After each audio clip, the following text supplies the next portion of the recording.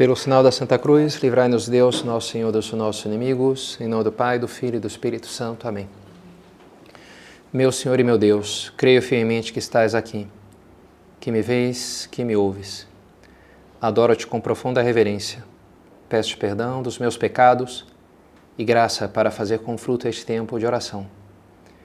Minha Mãe Imaculada, São José, meu Pai e Senhor, meu anjo da guarda, intercedei por mim.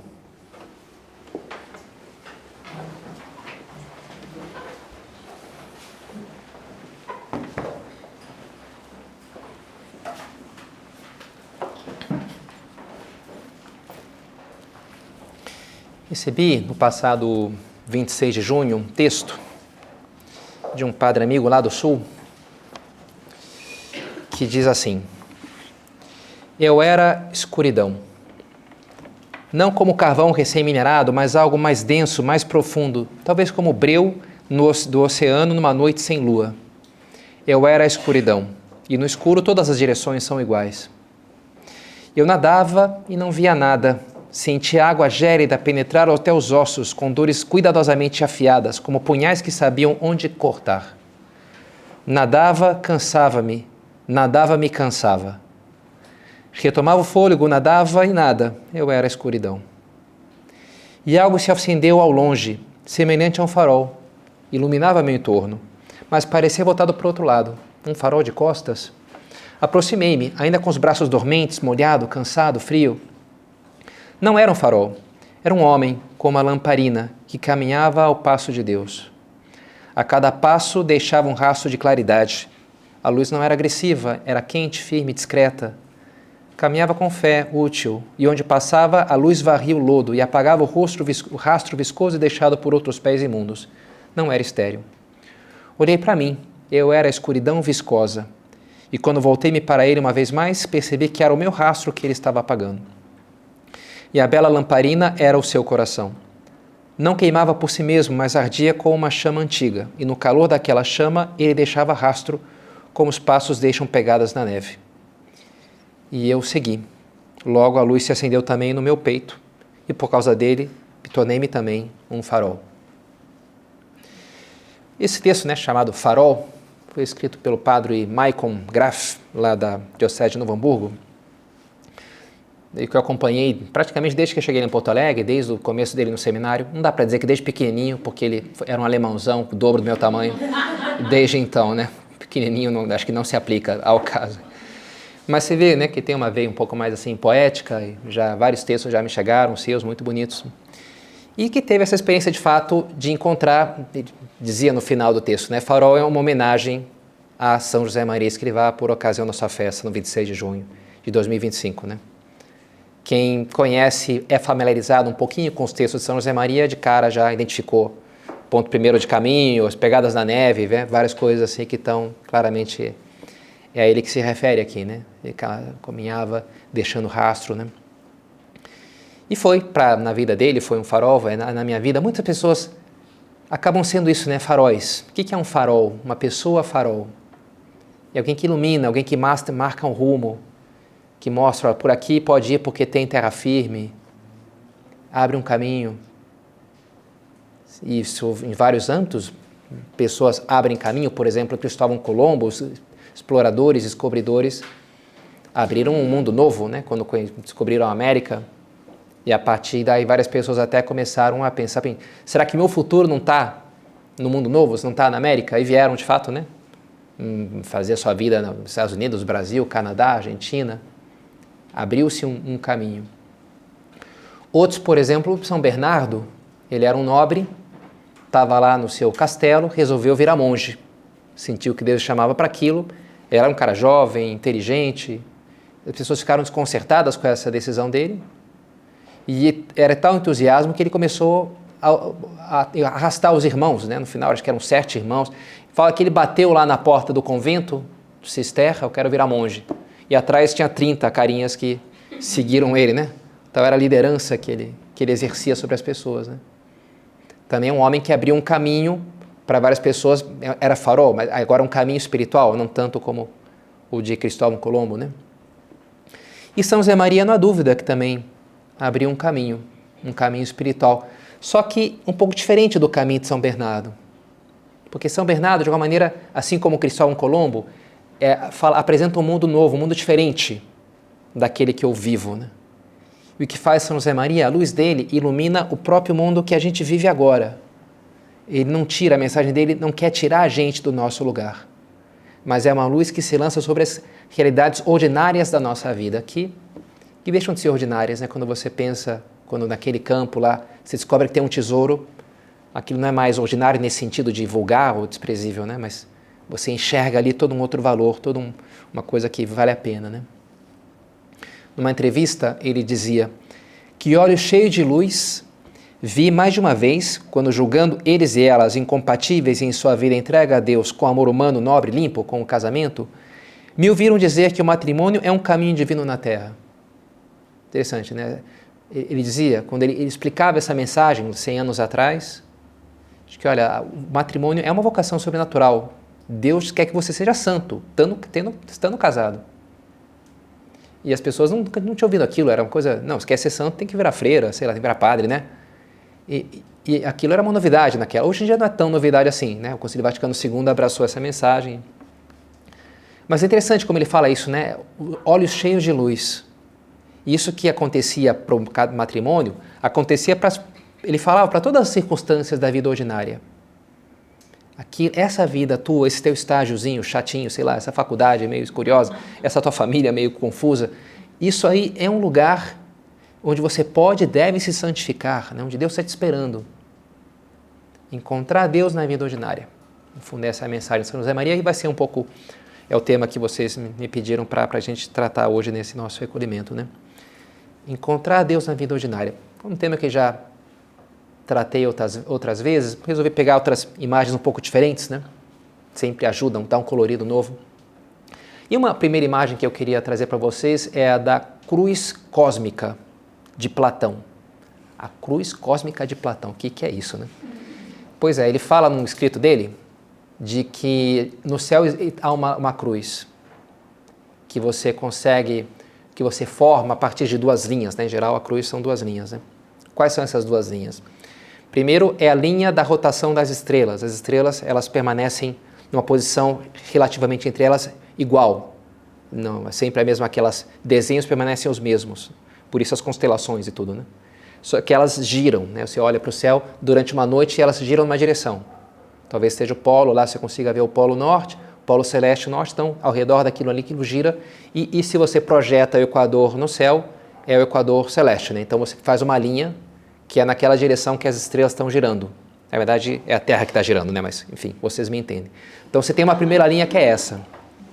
Depois tem uma segunda linha, que é dos planetas. Já os antigos observavam luzezinhas no céu que não permaneciam na mesma posição, relativamente às estrelas. E eles chamaram de planeta porque planeta significa isso, né? Andarilho, vagante, vagabundo, aquele que anda sem rumo, né?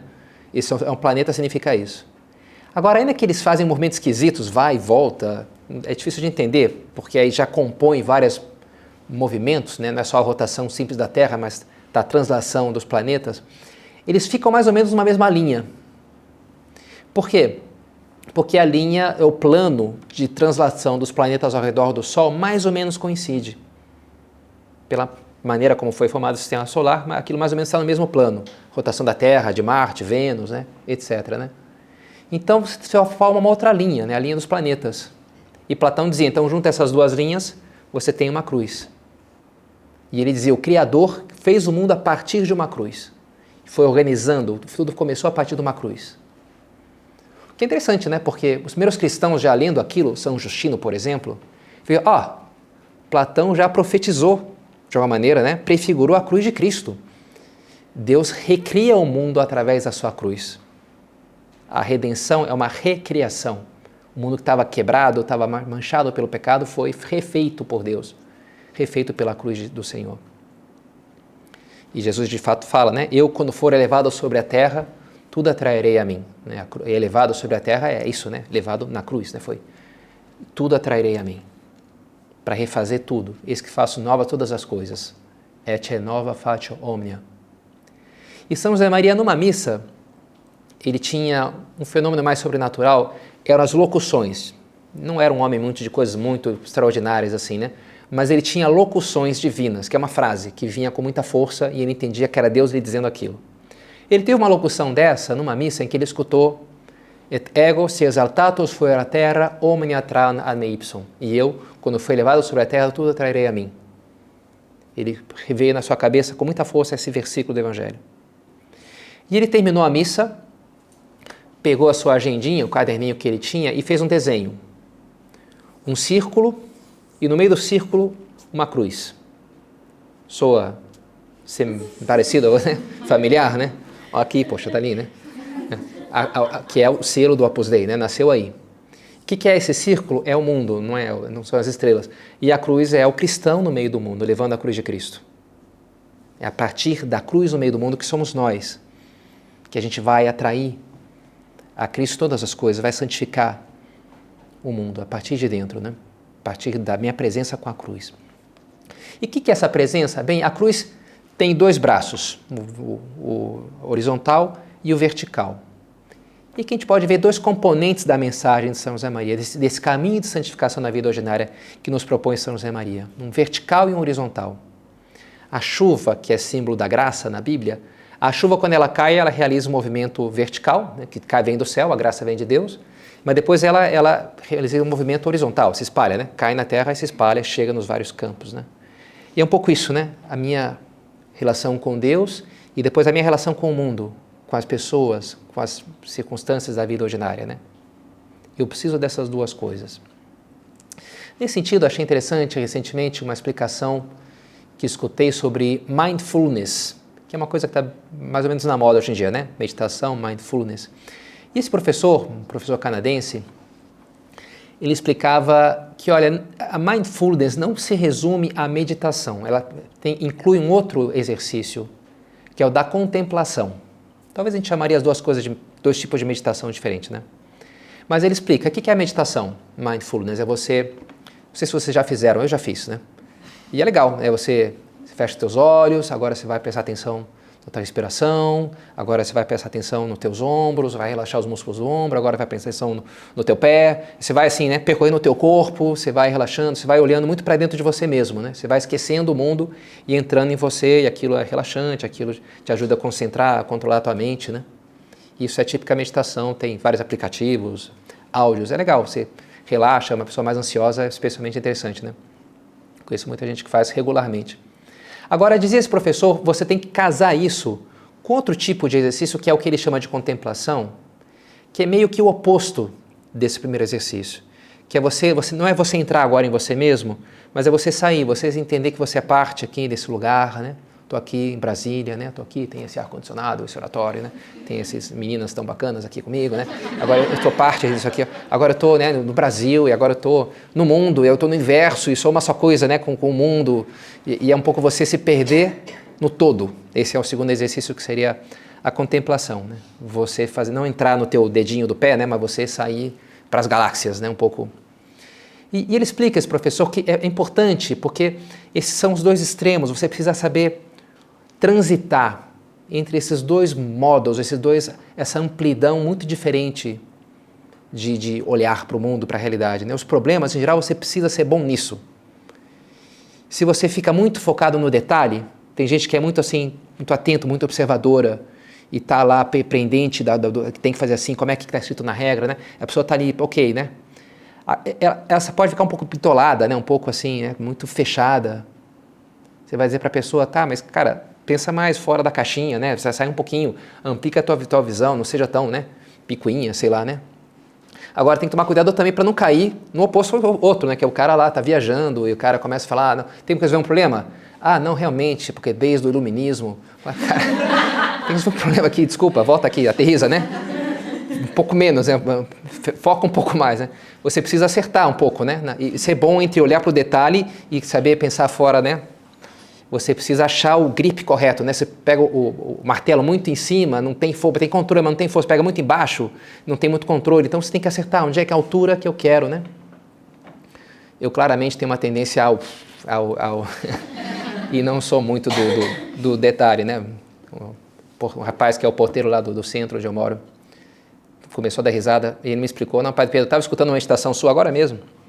Aí o senhor fala que o senhor é muito esquecido, né? Aí viu o senhor descer a escada, parar e voltar e subir outra vez. Porque esqueceu alguma coisa. Então agora, direto, ele fica, olha para mim nas escadas e começa a rir, porque eu esqueço com uma frequência absurda, né, as coisas. Vindo para cá hoje, ele falou, Padre Pedro, tá levando a câmera? Aí ele foi brincando como quem tem, né? Tá a mochila, batina, cabeça, tá tudo bem, beleza. Pode ir, né? Um pouco assim, tirando sarro, né? Porque eu esqueço muito. Enfim, ele também tá pegando meu pé, não é justo isso. Mas a gente tem que lutar, né, para não ficar... E São José Maria é um pouco isso, né? É você fazer a tua oração, você ir para a missa, que agora vou adorar o meu Deus, vou levar o mundo aqui, estou indo a Cristo na cruz, né? É você, a verticalidade, assim, você elevar, né, o cosmos. E depois você está ali atento na coisa pequena do teu trabalho. Ele fala, né? Precisa você cuidar, fala muito das coisas pequenas, o valor do cuidado, da atenção, do carinho que você demonstra no prático, de você estar atento à tua amiga que está, sei lá, meio chateada hoje. Eu estou atento, né? Eu não estou viajando. Você oscila, né? Você é capaz de, ao mesmo tempo, ampliar teu horizonte de uma maneira incrível. No momento seguinte, você está carregando esse amor de Deus para o concreto, né? Ele falava, nesse sentido, a gente tem que ser Marta e Maria. Marta é o concreto, né? Marta tá acabando o azeite, vai não sei o quê. Maria, você está viajando aí, a gente vai daqui a pouco ter que almoçar. E você tá, que vai com comida? Preciso comer, né? A Marta é isso, é o palpável. E a Maria fala, Marta, pelo amor de Deus, está o Jesus aqui, que você quer saber de azeite, né? Ele está falando uns negócios aqui impressionantes, você está preocupada com essas coisinhas, né? Claro, e dizia São José Maria, as duas coisas, a gente tem que conseguir ser as duas coisas, né? Marta, alguém que está atento aos demais, e às coisas, e ao trabalho, e ao mesmo tempo ser capaz de ser Maria, você parar e contemplar a transcendência do universo, né? E viver as coisas e olhar para Nossa Senhora, assunto aos céus, né? Essas duas coisas, e assim construir essa ponte, né, entre esses dois extremos. Como é que a gente constrói? Onde é que a gente conecta, né, o céu e a terra? Platão ele dizia isso, que nessa cruz celeste, no ponto onde se encontram as duas linhas, era a porta do céu, a porta onde conectava o mundo dos homens com o mundo dos deuses. Não sei onde é que vai dar isso agora, é uma constelação aí, mas acho que não é bem por aí, né? São José Maria, em oposição, ele dizia, na linha do horizonte parece unir-se o céu e a terra, parece que se tocam, mas não é na linha do horizonte, mas é nos vossos corações, quando se vive santamente a vida diária. O meu coração pode ser esse lugar, essa ponte, né, entre o eterno e o agora, entre o Deus e o mundo e a minha vida ordinária. Como é que é essa ponte? A ponte, dá para dizer que ela tem 3 etapas na vida dela. O projeto, a construção e o uso. No domingo agora foi lá com os amigos ali na ponte JK, dá para alugar aí uns caiaques, umas coisas. E meu pai construiu aquela ponte, ele fez o projeto meu pai é engenheiro civil, então sempre mando foto, papai, estou aqui na tua ponte. Porque ele, né, gosta, né, de fato. Agora ele estava aqui quando estava construindo, agora não está mais, né. Fez o projeto e os cálculos, etc., né, acompanhou algo da construção. Começa por aí. Primeiro você tem que enxergar, né, o projeto. E é um pouco aquelas pessoas que os olhos brilhavam quando escutavam São José Maria explicar que eles podiam ser santos no meio do mundo, né? Antes eles não enxergavam aquilo, não viam essa possibilidade. Você começa enxergando, dá para pôr uma ponte aqui. Você pode conectar esse ponto com aquele, vamos calcular aqui qual que é a profundidade. Você começa a enxergar que aquilo é viável, né? E o nosso caminho para santificar a vida ordinária, podemos dizer que começa por aí. Começa com enxergar, com os teus olhos que se iluminam. Que você seja capaz de ver. Olha, a minha vida aqui tem um valor, tem um valor sobrenatural, que eu posso aproveitar, que eu posso recolher. Tem um tesouro que cabe a mim recolher. Que eu posso. Esse mesmo professor da Mindfulness, ele dizia também, outra ideia que achei interessante, é que tem 2 maneiras de você manter o foco, você ter atenção. Uma é o esforço. É você dizer, olha para o meu dedo. Olha aqui, olha meu dedo. Olha para o meu dedo. Você olha para o meu dedo. Olha. Que negócio chato, Padre Pedro. O que é seu dedo? Que esse negócio aí? Cansa, né? Menino, presta atenção na aula. Presta atenção na aula. Isso cansa, né? É atenção por esforço. É o voluntarismo um pouco que a gente falava semana passada, né? Agora, tem outro tipo de atenção, que é atenção por interesse renovado. Vou te contar uma história. Era uma vez um rapazinho e tal, né? Aí a criança já conecta na hora, né? Não precisa fazer esforço, porque desperta a curiosidade. Interesse renovado. A vida espiritual, São José Maria dizia, é você estar renovando o teu interesse. Não é só, vou na missa e cumpro meus deveres, aí eu vou para o céu. Não, você vai fazer uma leitura espiritual, você vai aprofundar nas escrituras, você vai fazer a tua oração mental, você vai fazer descobertas, né?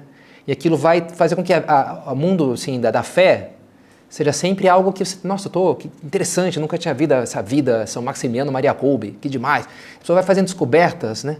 E vai renovando esse interesse. E vai vivendo naquele mundo, porque é gostoso estar ali. Você vai enxergando, né, os olhos.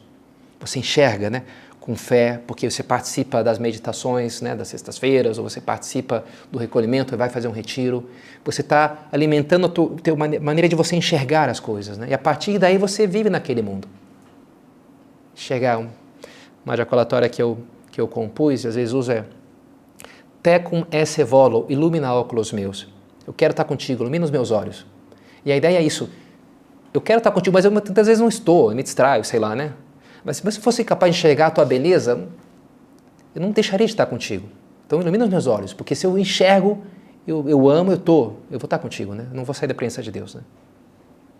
Eu quero estar contigo, Tecum esse volo, eu quero iluminar óculos meus, então ilumina os meus olhos, para que eu seja capaz de te enxergar e me deixar enamorar, né?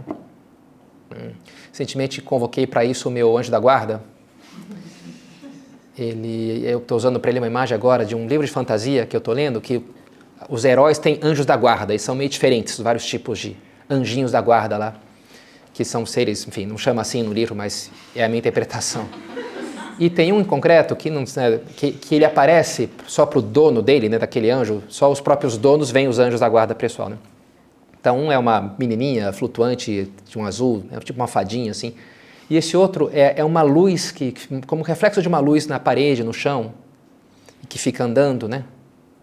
E quando ele para, achei interessante, ele começa a sair umas arborescências, aquela luz começa a crescer como que em plantas, né?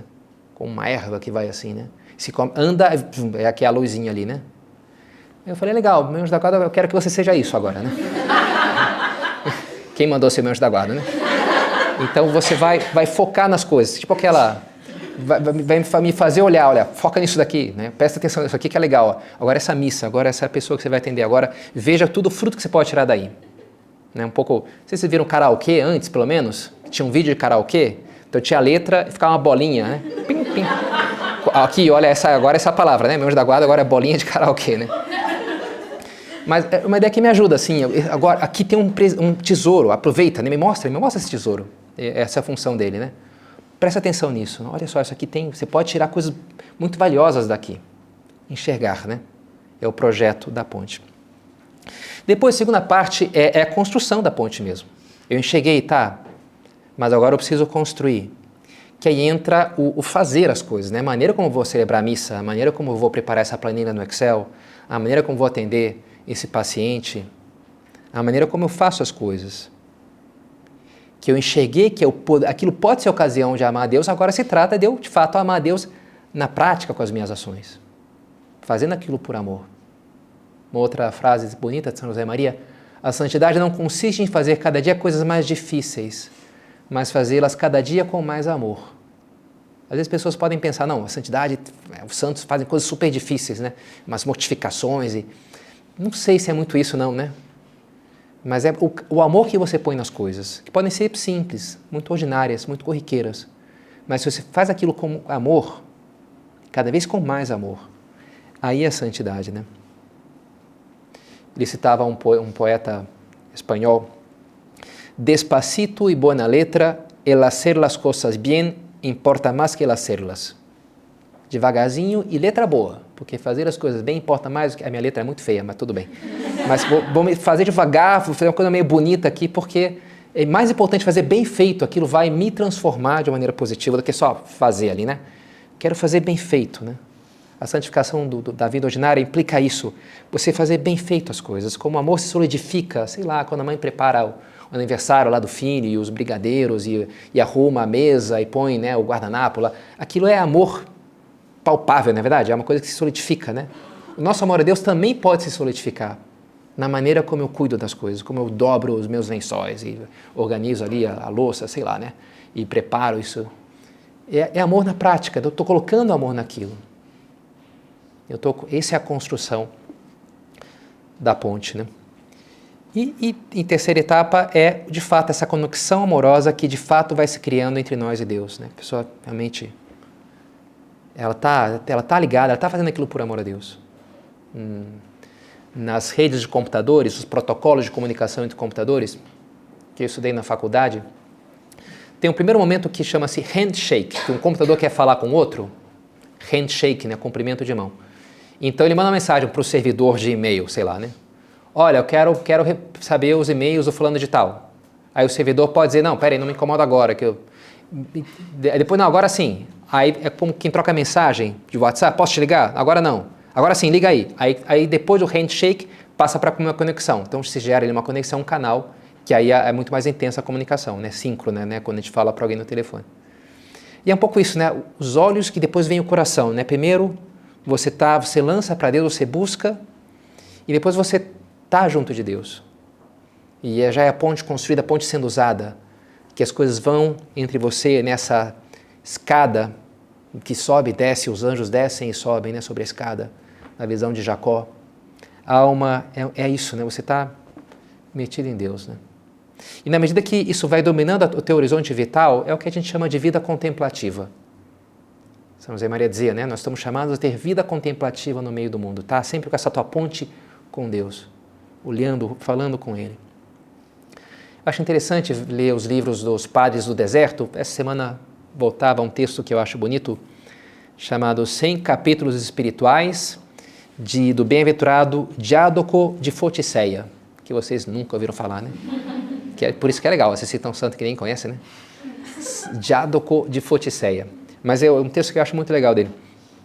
Ele diz assim, na mesma medida em que recebemos e sentimos na alma o amor de Deus, penetramos nesse amor, né? Eu recebo e vem e vai, né? Os anjos descem e sobem, né? E é por isso que um homem assim não cessará mais, daí em diante, de sentir um desejo, um eros, a palavra é interessante, né? O eros, em grego, né? Ou seja, o amor passional, né? Um desejo violento, uma tendência à iluminação do conhecimento. É um eros que não é o eros, sei lá, para o prazer sexual, mas é para a iluminação do entendimento. Photismo tes gnoseos, né? Phos gnosis, né? A iluminação do entendimento. Em outra passagem ele fala da aesthesei photos, mais uma vez da luz, né? Photos é luz, né? A estesis é a experiência, daí vem estética. A alma vai experimentando, né, com essa experiência estética, entre aspas, da luz de Deus na alma, e ela fica como que imune às vaidades dessa terra. Essa é a pessoa com vida contemplativa. Este homem estará aqui nessa vida e em outro lugar também. É a ponte, né? 2 lugares. Ele estará em seu corpo, mas pelo amor, seguindo o movimento da sua alma, ele não cessará de emigrar para Deus. É interessante ver como bate essas expressões dos padres do deserto com o que escreve São José Maria, aplicado a nós, que não estamos no deserto, né? No máximo, sei lá, né? Um pouco árido é Brasília aqui, mas né? Deserto não chega tanto, né? E ele aplica isso à nossa vida. É o texto da sua memória litúrgica, na liturgia das horas. Primeiro uma jaculatória e depois outra, até que parece insuficiente esse fervor. E as palavras se tornam pobres e se dá passagem à intimidade divina, num olhar para Deus sem descanso e sem cansaço. Primeiro handshake, né, mandando mensagem e tal, agora, né, conectou, ali você está agora, vida contemplativa. Vivemos então como cativos, como que prisioneiros. Enquanto realizamos com a maior perfeição possível, dentro das nossas limitações, as nossas tarefas do nosso ofício, a alma anseia por escapar-se. Vai-se rumo a Deus com o ferro atraído pela força do ímã. Você transita do horizontal para o vertical, né? Do grudado na terra, das coisas pequenas, para a tua elevação para Deus, por você agradecer a Ele, louvar a Ele pela beleza da criação. Uma coisa vai para a outra, né? Você não está nos dois lados, digamos assim, né? Você está na ponte. Você tem vida contemplativa. Padre Pedro, não tenho. Ok, acredito, né? Ainda, né? Mas como é legal você aspirar a entender a beleza do que você está chamado a viver, né? Se você segue por esse caminho de santificar a tua vida ordinária. Ser contemplativos no meio do mundo. Assim é como viveu Nossa Senhora, né? Nossa Senhora estava nas coisas práticas. Estava nos detalhes. Quando ela sabe da sua prima Isabel que está grávida, ela já imediatamente vai lá para ajudá-la. Não é uma sonhadora perdida no mundo da lua. Não. Em Caná, ela se dá conta que está acabando o vinho e avisa. Está acabando, ela está atenta, né, ao mundo material, às pessoas, está servindo.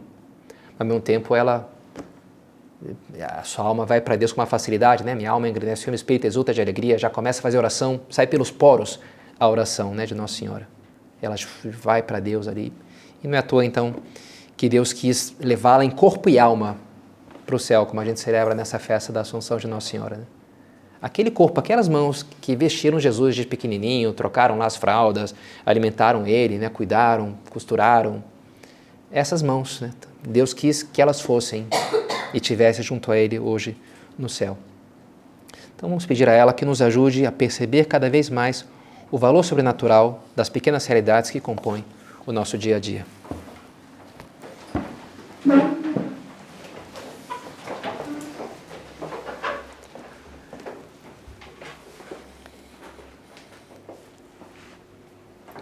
Dou-te graças, meu Deus, pelos bons propósitos, afetos e inspirações que me comunicaste nessa meditação. Peço-te ajuda para os pôr em prática. Minha Mãe Imaculada, São José, meu Pai e Senhor, meu anjo da guarda, intercedei por mim.